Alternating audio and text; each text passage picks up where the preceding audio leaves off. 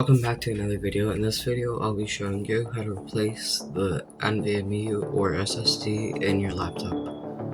Start by unscrewing all these screws on the bottom. I just did that off camera. And then just take off the back. I think there's some clips there.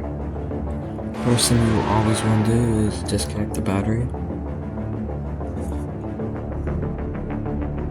Now this is your SSD. Mine has a heatsink on top of it. Unscrew the screw for the heatsink, or in the SSD. I took off my heatsink, it had 2 screws on it.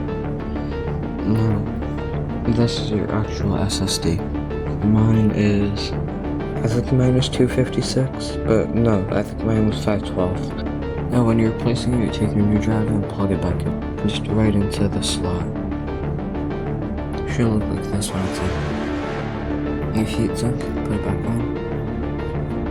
Also, I'll be making a video on how to clone your drive soon. That's probably next Friday.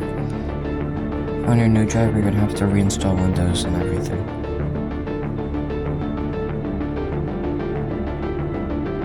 Now your heatsink is back on, and plug your battery back in. And shut the top cover. Press all the clips down and screw everything back in.